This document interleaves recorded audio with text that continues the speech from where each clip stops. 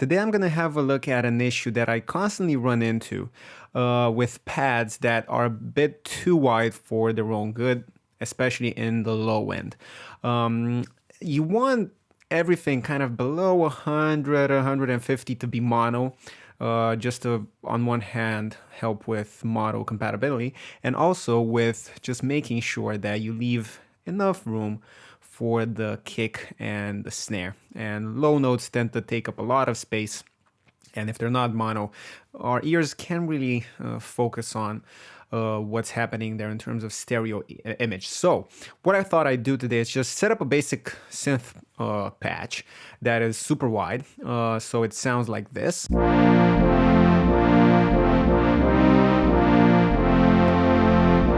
It's quite a nice sound.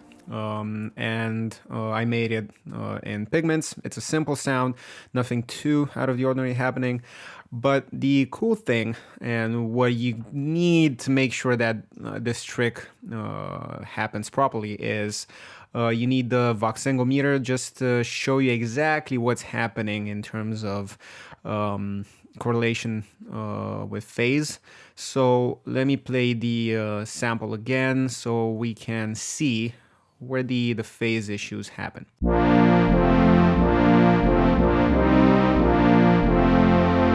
So you can see that this lower part of it, from 290, 300 downwards, it's a bit of a mess. And I'm not that bothered by the 300 range, but this 150 and below is problematic, and it will cause issues in the long run in the mix.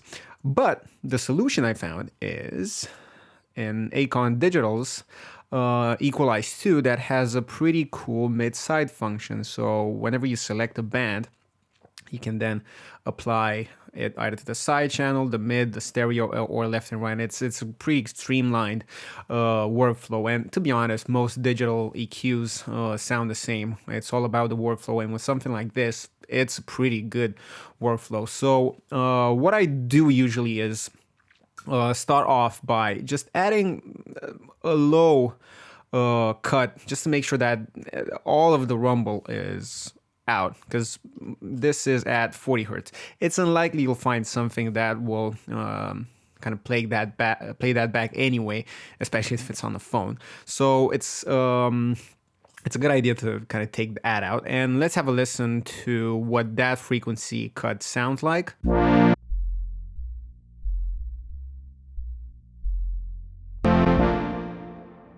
You can just right click on the square and it's gonna solo that frequency, and I highly doubt you'll be able to hear that on anything else than some proper speakers, so there's no point in having that there. And what's pretty cool about this EQ is that this slope is morphing from like 3 dBs all the way to a surgical 120. Obviously we don't need that much. We want to avoid any peaks there, just because you don't want that sort of filter resonance happening there. But leaving it at about 20 is fine. And I love the fact that you can literally just have everything from 3 to 120 and in between, which is not something that usually happens on EQs. So once I got rid of that, and that's a stereo cut, I then went here at about 150 and cut only the sides of the sound. So you leave the meaty part of it untouched, but you do take it out of the side. So let's have a listen to what that sounds like.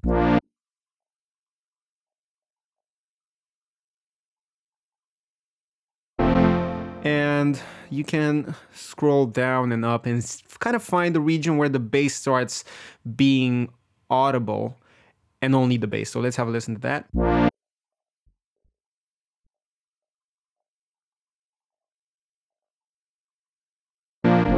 And then push it up until you can kind of hear the chords, because you want to affect the lower part of those chords as well. And with this one, I put it at 16 dBs per octave. It doesn't really matter that much, as long as it's above 3 or even 6 with something like this. So let's see what that did to the phase.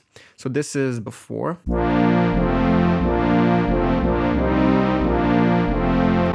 Pretty bad, and this is after.